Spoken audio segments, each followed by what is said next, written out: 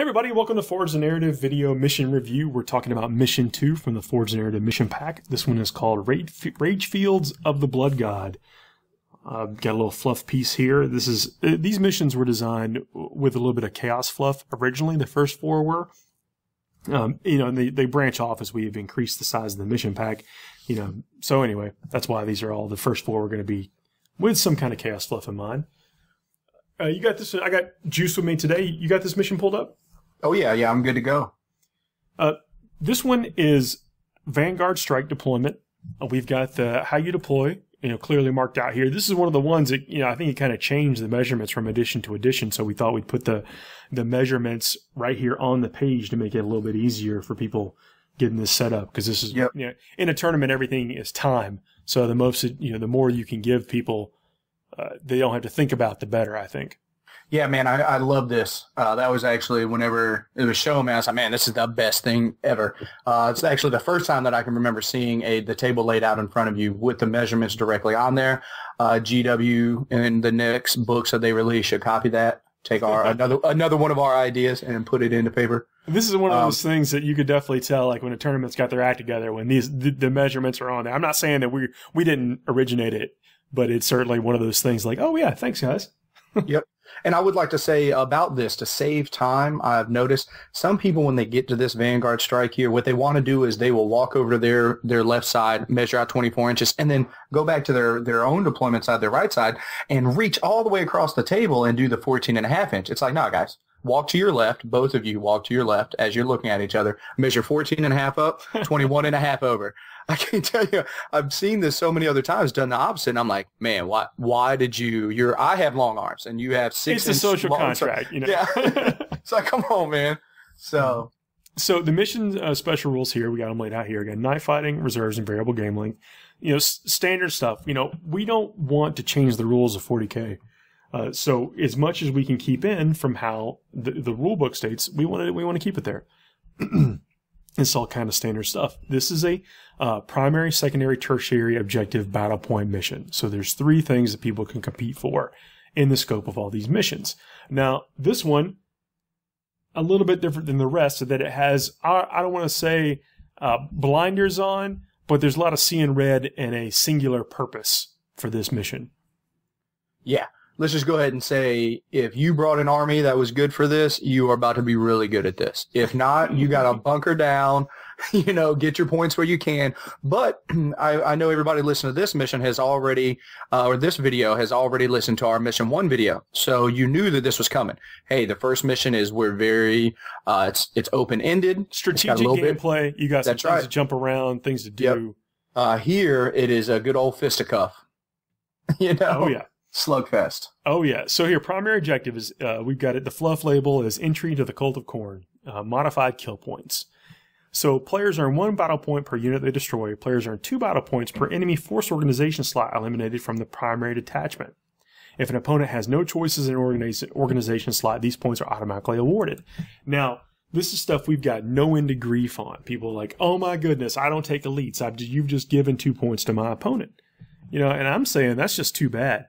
But let me also state, though, when you're running the tournament, you can do whatever you want. So if you like the style of this mission, you want to run it, you don't have to include that. You could cross that line out. You can do however you'd like. But I'm thinking that now most people are using different things from different force organizations, and typically, you've got people that are building the leanest list possible from about 9 different codexes. Exactly. And this actually should, again, there's so many little hidden innuendos in each one of these missions. This is it. That line right there makes all the OG 40K players that want to play their single CAD, they're the fluff nuts, they're the this and that. And I feel like when you go to a tournament, a tournament shouldn't just fixate onto one individual, one type of army, one type of build. Everybody should get a little piece of the pie. And that's who benefits from this a little bit. It's like, man, I'm bringing 2,000 points of Space Wolves, single CAD. Let me tell you what, you are going to have almost every one of your slots filled up, and that makes those people happy versus necessarily the power gamers, and I don't even like that phrase, but the people who do want to skimp out, as you referred to, Paul, of like, bringing in all these different sources, the minimalist to get all these different CADs and everything else. Like, man, there is a negative. There is a downfall for everything that you do. Yeah, and it's kind of weird. Like these 2 points have been such a stickler, but again, I like it, but I'm one man. So if you want to run these in your environment, do what you want, And we've got a caveat. Part of one of the things that we would do where we're running a tournament, we will do is that things like knights. We have, if you're playing an army that doesn't have any force organization slots, then each unit counts as one of the force organization slots. Exactly. And then also there's the through nutrition rule, where every 3 battle points or 3 hull points you do to a unit, that will also give up another kill point. So make sure as that you're doing these reviews and watching us, make sure that you download it. And I'm sure at the end we will also go over the rules section. We will, but I just want to point out that's one of the things that, like, how we've interpreted this mission to apply to the landscape that we know exists out there. So, tournament organizers, feel free to do it as you see fit. And also one thing, I'm sorry, didn't mean to interrupt, but I just want to make sure everybody realizes there is a maximum to this. So there's no farming off of each other. This helps for collusion. Like we want a true number 1 overall winner at the end of the day. And by putting a maximum battle points on this is kind of, I feel like he'll kind of counteract that some. Yeah, this is one of those missions to where you can, if you play down to you both have 1 figure left on your round 6, 7 or whatever, everybody's doing some work here. Yep. And the secondary objective is Champion's Call, another type of modified kill points. Players earn 1 battle point for each kill point they earn over their opponent's kill point. So, differentiation in kill points. Players earn 1 battle point for each enemy character they kill in a challenge. That's not something everyone necessarily can do, but that's why there's multiple ways to earn points here in this objective. Players earn 1 battle point per challenge they issue that is declined. So that could be huge too. And also, you expose yourself, but you're also rewarded for that exposure. Maximum value battle points here. Yeah, man, I love it. This goes back to where, man, if I really just want to play a certain style of army where it gets all in somebody's face, it does this and this, man. Like, I don't want to play the uninteresting 40K where I just sit back and shoot at each other for a little bit. Man, this is all about it. And as we know that there's a lot of armies out there that play or that have to issue challenges, that have to this, and they look at this as a downfall. Well, it's like, man, now you get a little bit of a piece of the pie here, This is yours. Issue all the challenges and kill all the characters. Get your 8 battle points and get them now. That's right. So tertiary objective, this is boasting the arena. Now, in my mind, I see that. It's like you've killed everyone around you and you're sitting there beating your chest saying, come get it. That's what Corn will reward. But you earn 1 battle point per table quarter you control at the end of the game. And control is determined by a player having a scoring unit in the table quarter and the opponent having no contesting units in the same quarter.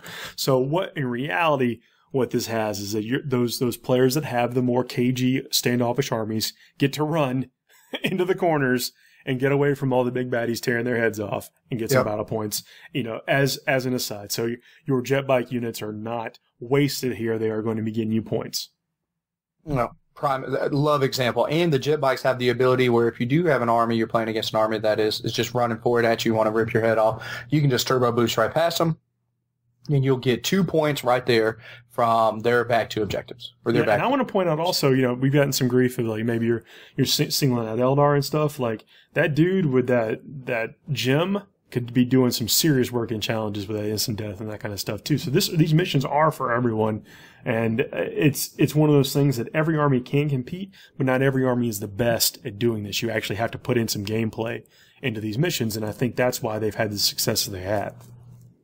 Yeah, exactly. I mean, I don't even understand where the pick on of, like, obviously the Eldar is very good. There's a lot of, it's really just good these 2 battle points. That's the 2 battle points in the primaries where we've gotten all the focus. Yeah, and to be honest, I just look at this and it would be, in my opinion, it will be very tough for an opponent to, if I'm bringing Super Friends or Corn dogs or anything Seekers or anything super fast, Thundercap, where I am actually not scared of the Wave Serpent spam in this build. Yeah, you get to play the mission. You basically just play the mission so everyone's equal, so everyone has a fair shot at getting points for the tournament. And that way you have instead of having a 5 or so list that could possibly win, you just bring something competitive and you're going to be able to score points here in the tournament. Yep. And then Rounding us out, we've got the bonus objectives of First Blood, Slay the Warlord, and Linebreaker. And I'm going to point these out in each video because in a couple of the missions they're different. But here it is just the singular, you get the 1 point for First Blood, Slay the Warlord, and Linebreaker. Again, allowing you to compete over the course of the tournament round and the game not being decided just in the first round of first turn of the game, most likely.